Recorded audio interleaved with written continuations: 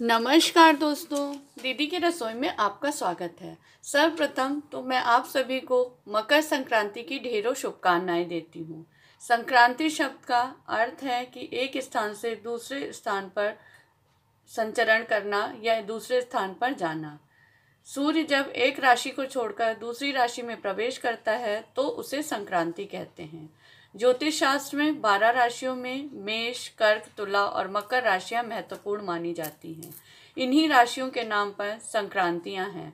सूर्य जिस राशि में प्रवेश करता है उसी राशि के नाम से संक्रांति मानी जाती है। और पौष माह में तो जैसे ही सूर्य देवता शीत की जड़ता को समाप्त करके मकर राशि में प्रवेश करते हैं तो मकर संक्रांति का पर्व मनाया जाता है।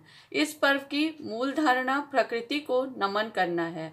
इसमें सूर्य पूजन जो है वो सर्वप्रथम माना जाता है। यह पर्व हमें भगवान भास्कर के गुणों यानी ऊर्जा, ऊष्मा व प्रकाश अपने भीतर लाने और दूसरों में फैलाने की प्रेरणा प्रदान करता है। ये संबंधों में ऊष्मा लाने की प्रेरणा का भी वाहक माना जाता है। यह सूर्य उपासना का सबसे बड़ा पर्व है। वेदों में भी सूर्य को विशेष में महत्व दिया गया है। सूर्य देवता ज्योतिष और प्रकृति दोनों के आधार हैं। ज्योतिष के अनुसार प्रत्येक वर्ष उत्तरायण एवं दक्षिणायन 2 भागों में बराबर बराबर बांटा हुआ है। जब सूर्य की गति दक्षिण से उत्तर होती है तो उसे उत्तरायण एवं जब उत्तर से दक्षिण होती है तो उसे दक्षिणायन कहा जाता है। चूंकि प्रायः 14 जनवरी को सूर्य देव प्रतिवर्ष अपनी कक्षा में परिवर्तन करके दक्षिणायन से उत्तरायण होकर मकर राशि में प्रवेश करते हैं, अतः इसीलिए इस दिन मकर संक्रांति मनाई जाती है। और क्योंकि हमारे हिंदू धर्मशास्त्र में तिथियां जो होती हैं वो घटती बढ़ती रहती हैं, इसलिए ये खिचड़ी का पर्व, जिसको कि मकर संक्रांति को हम लोग खिचड़ी के पर्व से के नाम से भी जानते हैं, तो ये कभी 14 जनवरी को और कभी 15 जनवरी को पड़ती है। लेकिन इस बार 2021 में ये 14 जनवरी को पड़ रही है मकर संक्रांति यानी खिचड़ी जो होती है। और इस दिन किया गया दान, जप, तप, पूजा पाठ, इन सब का विशेष महत्व होता है। और इस दिन क्योंकि हमारे हिंदी धर्मशास्त्र में अन्न दान का वैसे भी बहुत महत्व है और इस दिन अन्न और तिल दान करने का मकर संक्रांति के दिन विशेष महत्व दिया गया है। इस दिन स्नान, दान, जप, तप अनंत गुना फल देने वाला होता है। और सुबह उठकर स्नान के बाद खिचड़ी, उड़द की दाल और चावल मिला के हम लोग खिचड़ी मिला के रख देते हैं और उसको मतलब छू के घर के जितने भी परिवार के सदस्य होते हैं वो सब लोग उसको छू लेते हैं और उसके बाद उसे कुछ दक्षिणा के साथ किसी ब्राह्मण को दान किया जाता है। या अगर ब्राह्मण आपको नहीं मिल पा रहा है, आप किसी मंदिर में दे के आ सकते हैं या तो फिर आप गरीबों में दान दें, क्योंकि जब उससे किसी व्यक्ति का पेट भरता है तो उससे आपको आशीष प्राप्त होती है। इस बार 14 जनवरी को मकर संक्रांति मनाई जाएगी 2021 में और बृहस्पतिवार दिन पड़ रहा है। बृहस्पतिवार होने की वजह से ये और भी शुभ माना जाएगा। और इस दिन का जो पुण्य पूजा मुहूर्त काल है वो सुबह 8:30 से शुरू होगा और 8:18 तक बहुत ही महापुण्य शुभ काल जो है वो बताया गया है। जब सूर्य जो होते हैं राशि में संक्रमण कर रहे हैं उस समय भगवान सूर्य के मंत्रों का जाप करना बहुत ही शुभ फलदायी होता है। और ये संक्रमण काल जो है यही 8:30 से 10:18 तक है। वैसे तो क्योंकि सुबह ब्रह्म मुहूर्त से ही लग रही है मकर संक्रांति, तो पूरे दिन खिचड़ी का पर्व रहेगा। लेकिन ये जो हमने महापुण्य काल बताया 1 घंटे 49 मिनट का, ये बहुत ही शुभ है। इसमें सूर्य देव की उपासना, पूजा और उनके मंत्रों का जाप करना बहुत ही शुभ है। अष्ट सहस्रों गुना फल प्राप्त होता है। और इसमें क्या है कि इसमें आपको भगवान सूर्य के मंत्रों का जाप करना चाहिए। अगर भगवान सूर्य के मंत्र नहीं आते हैं तो आप गायत्री मंत्र का जाप कर सकते हैं। और जिन लोगों को नौकरी के लिए परेशानी है वो लोग बृहस्पति देव के मंत्रों का जाप कर सकते हैं, क्योंकि एक तो बृहस्पतिवार के दिन पड़ भी रही है इस बार खिचड़ी। तो बृहस्पति का जैसे कि मंत्र है ओम गुरु गुरुवे नमः, या सूर्य देव का मंत्र है ओम घृणी सूर्याय नमः। या आपको अगर नहीं ये भी आता है तो आप गायत्री मंत्र जनरली सभी को आता रहता है। ओम भूर्भुवः स्वः तत्सवितुर्वरेण्यं भर्गो देवस्य धीमहि धियो यो नः प्रचोदयात्। ये गायत्री मंत्र है, इससे भी आप जाप कर सकते हैं। इसका भी बहुत ही ज़्यादा फल, अनंत गुना फल प्राप्त होगा। और इस दिन 14 जनवरी को सूर्य मतलब शाम को 5:55 के पहले ही कर दें, क्योंकि 5:55 के बाद सूर्यास्त होना है।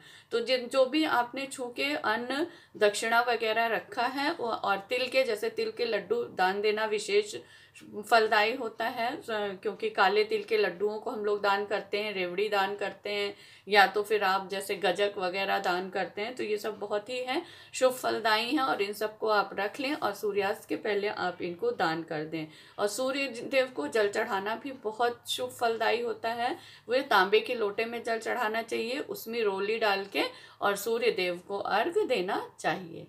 रोली डाल के और सूर्य देव को जो अर्घ दिया जाता है उसे हो सके तो आप सुबह प्रातःकाल जैसे उठते हैं स्नान के बाद, क्योंकि सूर्योदय के समय सूर्य को जल देना सबसे ज़्यादा शुभ फलदायी देता है। और अगर नहीं आप कर पाते हैं तो उसके बाद आप कर सकते हैं, लेकिन ये है कि 12 बजे के पहले आपको सूर्य को जल चढ़ा देना चाहिए। 12 बजे के बाद सूर्य की पूजा नहीं होती है, क्योंकि उस समय सूर्य देव मध्याह्न पे होते हैं और उसके बाद उनकी पूजा निषेध मानी जाती है। और सूर्य देव की पूजा में आदित्य हृदय स्रोत का पाठ भी बहुत ही शुभ होता है। ये सूर्य उपासना के लिए होता है। और जो हम लोग जल चढ़ाते हैं सूर्य देव को, वो तांबे के लोटे में फूल, अक्षत, रोली डाल के इनका जल चढ़ाना चाहिए।